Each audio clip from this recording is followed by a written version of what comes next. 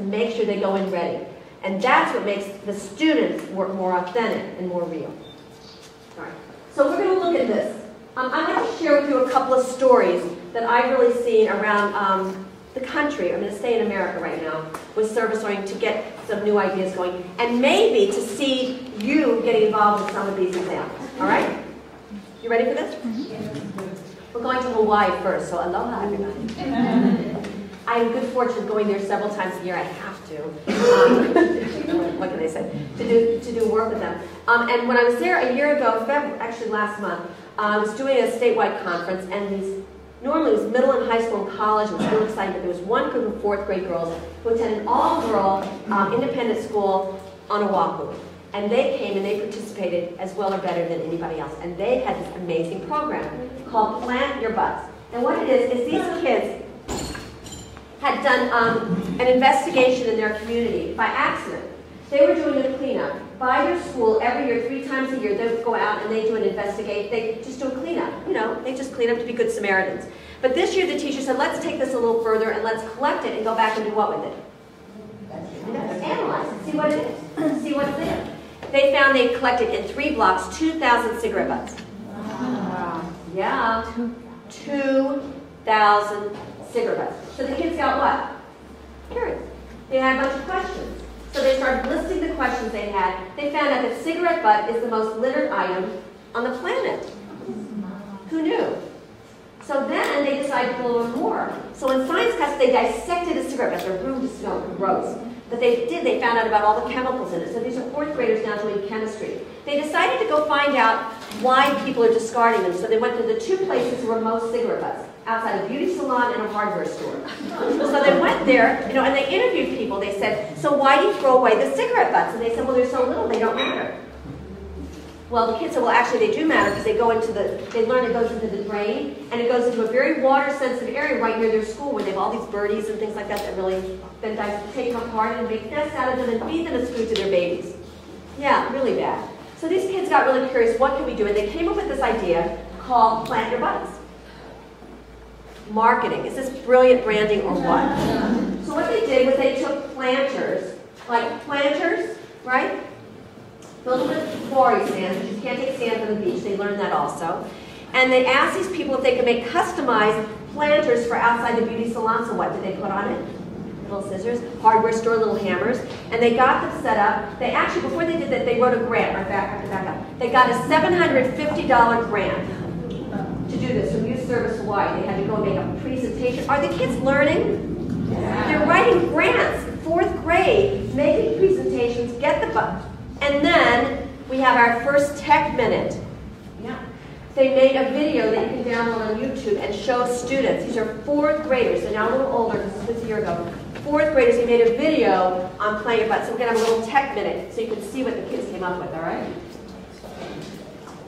We're going to watch 2 videos in this time. This is the first. They did slow, what is it, Kim, what kind of animation? It's stop animation, and they use clay, so it becomes clay. 4th graders.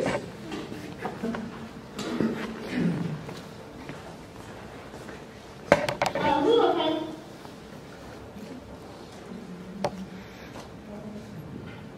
School project.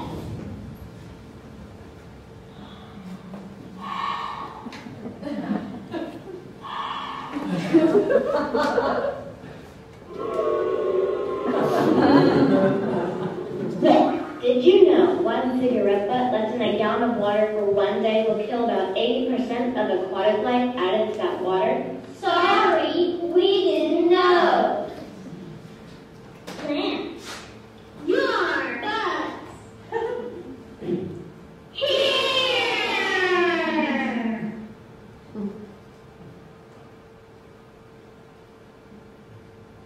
Respect our environment.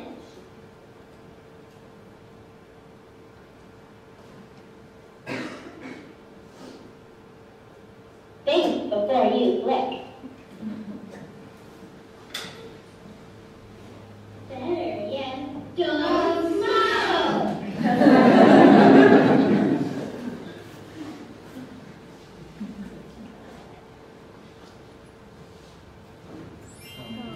Yay!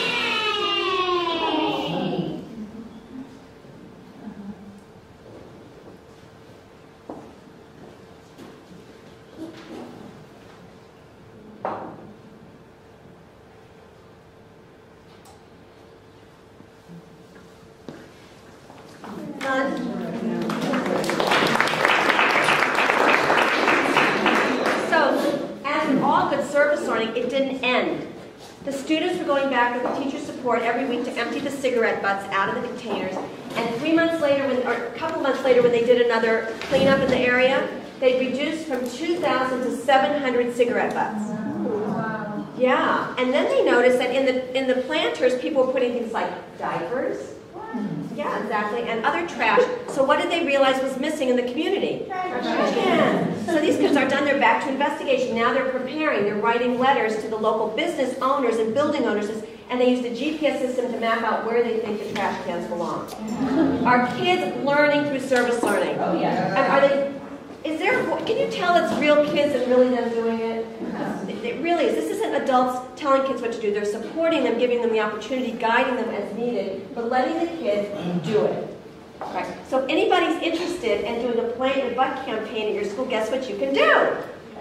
I'll hook you up with the school. You can have the kids Skype with the kids there, and what fun would that be? Is anybody interested in doing more with this one? Isn't that fun? So you can think about it. We're looking to seed ideas. So I want to share with you another, and we'll show a portion of this video also. So you never know when you're going to hear the stories. So I was with someone who I hardly knew, and she said, she asked what I did, and I gave her, I do things for the environment. Sometimes it's hard to describe what I do. She said, I just saw on CNN, you've got to watch, there's this kid named Milo Kress. And Milo Kress was on CNN when he was, I think, 10 or 11.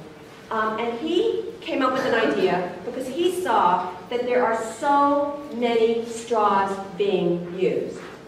He started investigating how many straws are being used and how many of those little juice boxes that are there. Just so many straws. Do we need all these straws? Probably not. So he started BeStrawFree.org. And now he's lecturing at Boston University and doing all these other things at age 11. So I thought you'd like to know something about. Anybody want to see Milo a little bit? We're going to see a little Milo on CNN. So you can see what happens when people let kids have their authentic voice. It's about 5 minutes. We'll see how much we're going to see. We may not see the whole thing, but I'd like you to have a chance to see Milo and find out what he's doing and how charming he is. He's going to also be featured in my book coming out.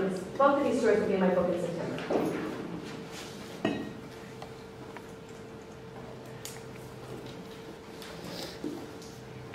I think they have to show you a commercial first. Yeah, is that still there? It is. I want the commercials going on. Does anybody have any questions that you need to throw out there? Anybody have a question so far? All right, while we're waiting, we're going to do something really quick. I'd like you to turn to the person next to you. Yes, thank you. Here it is. Okay. Erica has this is a picture of straws. That's right. If we have to keep reloading it, I'll just tell you more about it. I wanted you to hear things a little bit. Yeah.